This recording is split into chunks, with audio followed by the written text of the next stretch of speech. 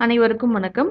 இன்னைக்கு நாம டிஎன்பிசி ஸ்பார்க்ல சிற்றிலக்கிய வகையான பிள்ளை தமிழ்ல மொத்தம் எத்தனை பருவங்கள் இருக்கு, அதனுடைய முக்கியமான நூல்கள் என்னென்ன இருக்குன்னு, அதை ஈஸியா எப்படி ஞாபகம் வச்சுக்கணும் அப்படின்றதுக்கான ஷார்ட்கட்ஸும் பார்க்க போறோம்.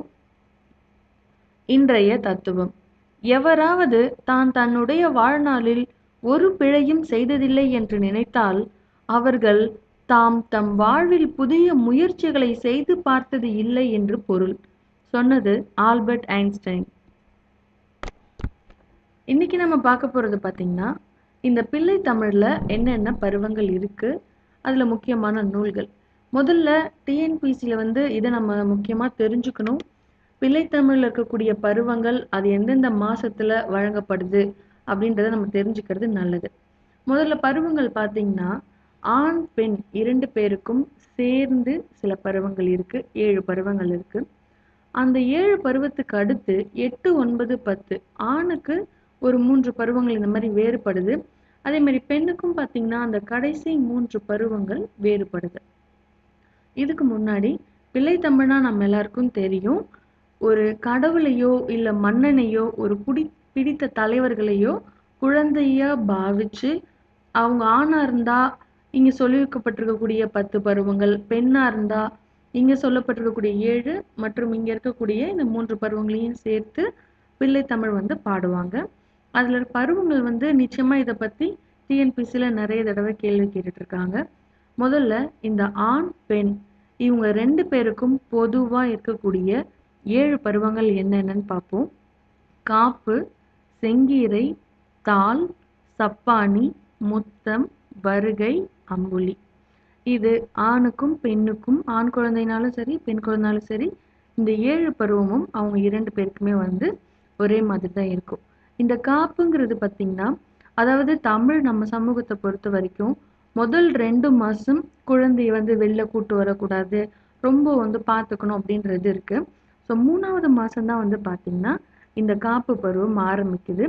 இந்த மாதத்துல குழந்தைய காப்பாற்றணும் அப்படின்னு சொல்லி திருமால் கிட்ட முறையிடுவாங்க. இது இந்த காப்பு பருவம். அடுத்து செங்கீரை, 5வது மாதம் செங்கீரை பருவத்துக்கானது. 7வதுல இருந்து தொடங்கி தாள் பருவம், 9 சப்பானி, முத்தம் 11, வருகை 13, அம்புலி 15. இது எப்படி நீங்க ஞாபகம் வச்சுக்கிறதுன்னு பார்த்தீங்கன்னா, ஒன்றும் இல்லை, நீங்க ஃபர்ஸ்ட் 1, 2 இந்த 2 நம்பர் மட்டும் மறந்துடுங்க.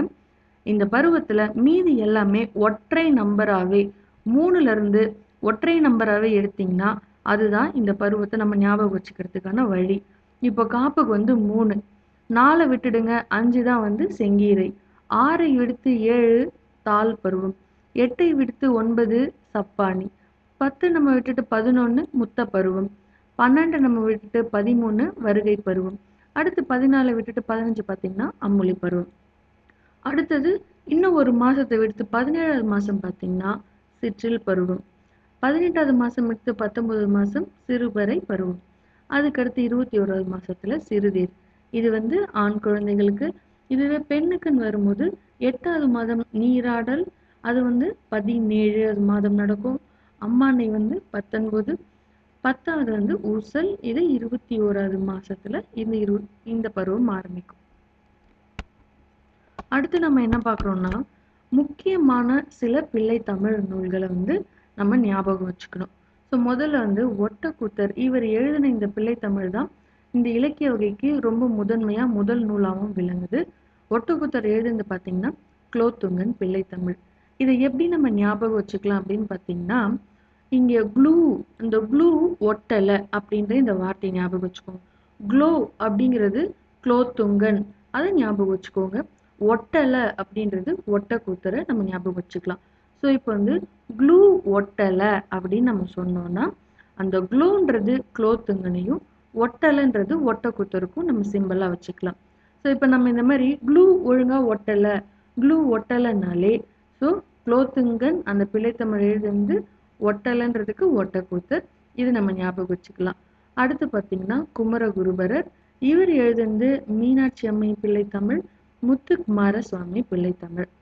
இதுக்கு நீங்க ஒரு ஃபேமஸ் சீரியலான இந்த சரவணன் மீனாட்சி சீரியல் ஞாபகம் வச்சுக்கோங்க. ஏன்னு வச்சுக்கோங்க. மீனாட்சி அப்படின்றதுக்கு மீனாட்சி பிள்ளை தமிழ் வந்துருது. சரவணன், சரவணனாலே நீங்க அந்த கேரக்டரோட பேர் பார்த்தீங்கன்னா குமார், சரவணகுமார். ஸோ அந்த குமார் அப்படின்றத ஞாபகம் வச்சுக்கோங்க. குமாரசுவாமி பிள்ளை தமிழ். அதே மாதிரி அந்த குமாரசுவாமி பிள்ளை தமிழ் எழுதுனதும் குமார் அப்படின்ற அந்த ஒரு பேர். ஸோ ஆத்தரோட பேரும் அந்த குமாருக்கு வருது. அவர் எழுதின அந்த பிள்ளை தமிழ் நூல்லையும் குமார் அப்படிங்கிறது வருது. இப்போ நீங்க சரவணன் மீனாட்சி இந்த சீரியல்ல நீங்க பார்த்தீங்கன்னா மீனாட்சின்றது அது ஒரு பிள்ளை தமிழ், சரவணகுமார் அது ஒரு பிள்ளை தமிழ், எழுதுனதும் குமார் அதாவது குமரகுருபரர் அப்படின்னு நம்ம ஞாபகம் வச்சுக்கலாம். அடுத்து 3வது பார்த்தீங்கன்னா பகழி கூத்தர். இவர் எழுதுனது திருச்செந்தூர் பிள்ளை தமிழ். இது எப்படி ஞாபகம் வச்சுக்கலாம்னா, இப்போ இவர் தான் வந்து திருச்செந்தூர் முருகன். திருச்செந்தூர் முருகன் கிட்ட அவர் நம்ம வேண்டதை சரியா இது பண்ணலன்னா நமக்கு பழி வந்து சேரும். அப்போ திருச்செந்தூர் முருகனிடம் வேண்டுதலை நிறைவேற்றலைன்னா பழி வந்து சேரும். இதுல அந்த திருச்செந்தூருக்கு பதில் நம்ம திருச்செந்தூர் பிள்ளை தமிழ் எடுத்துக்கலாம். பழி வந்து சேரும் அப்படின்றது பழி, பகழி கூத்தர். இந்த கா அப்படின்ற வார்த்தையை மட்டும் மறந்துடுங்க. பழி அப்படின்னு நீங்க வருது இல்லையா, இந்த வார்த்தையை ஞாபகம் வச்சுக்கோங்க. ஸோ திருச்செந்தூர் முருகனுக்கிட்ட நம்ம ஒரு வேண்டுதல் வச்சிருக்கோம், அது நிறைவேறலைன்னா பழி வந்து சேரும். அப்போ இதுக்கு வந்து இந்த பழிக்கு பதில் நீங்க வந்து பகழி கூத்தரை நம்ம ஞாபகம் வச்சுக்கலாம். அடுத்து பார்த்தீங்கன்னா அழகிய சொக்கநாதர் வந்து காந்தி அம்மை பிள்ளை தமிழ் எழுதியிருக்காரு. இந்த பிக்சர் ஞாபகம் வச்சுக்கோங்க. காந்தி வந்து இதுல ரொம்ப க்ளோவா அழகா இருக்காரு. காந்தி அழகாக இருக்கார். அப்போ காந்தியம்மை பிள்ளை தமிழம் எழுதினது அழகு. அழகுக்கு பதிலாக நம்ம அழகிய சொக்கநாதர் அப்படின்ற வார்த்தையை ஞாபகம் வச்சுக்கலாம். அப்போ இந்த பிக்சர் உங்களுக்கு ஞாபகம் வரணும். இந்த மாதிரி காந்தி இந்த பிக்சர்ல ரொம்ப அழகா இருக்காரு. அப்ப காந்தியம்மை பிள்ளை தமிழ் எழுதினது அழகு. அழகுன்றதுக்கு நம்ம அழகிய சொக்கநாதரை ஞாபகம் வச்சுக்கலாம். கடைசியா பார்த்தீங்கன்னா மீனாட்சி சுந்தரம் பிள்ளை. அவர்கள் எழுதினது முகைதீன் ஆண்டவர் பிள்ளை தமிழ், சேக்கிழார் பிள்ளை தமிழ். இதுக்கு நம்ம எப்படி ஞாபகம் வச்சுக்கலாம்னா, இங்க இருக்கக்கூடிய செக்கு, இந்த செக்கு வந்து பார்த்தீங்கன்னா இவர் தான் இந்த சுந்தரம் பிள்ளைக்கு சொந்தமானது. இந்த சுந்தரம்ன்றவர் வச்சிருக்கக்கூடிய இந்த செக்கு வந்து பார்த்தீங்கன்னா ரொம்ப மொக்கையா இருக்கு. இதுதான் வார்த்தை. இந்த சுந்தரம்ன்ற ஒருத்தர் வச்சிருக்கக்கூடிய செக்கு மொக்கையா இருக்கு. அப்போ இந்த சுந்தரம்ன்றதுக்கு மீனாட்சி சுந்தரம்னு நம்ம அர்த்தம் எடுத்துக்கணும். மொக்கையா இருக்கு அப்படின்றதுக்கு முகைதீன் ஞாபகம் வச்சுக்கலாம். அதே மாதிரி செக்கு அப்படின்றதுக்கு சேக்கிழார் ஞாபகம் வச்சுக்கணும். அப்போ சுந்தரம்ன்றவருடைய சுந்தரம்ன்றவருடைய செக்கு வந்து பார்த்தீங்கன்னா மொக்கையா இருக்கு. அப்போ சுந்தரம் பிள்ளை நம்ம சுந்தரம் ஞாபகம் வச்சுக்கலாம். செக்குன்றதுக்கு சேக்கிழாரை ஞாபகம் வச்சுக்கோங்க. மொக்குன்றதுக்கு முகைதீன் வந்து ஞாபகம் வச்சுக்கலாம்.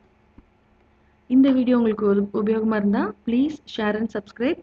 நெக்ஸ்ட் வீடியோவில் பார்ப்போம். எப்பயும் சந்தோஷமாக இருங்க. நன்றி, வணக்கம்.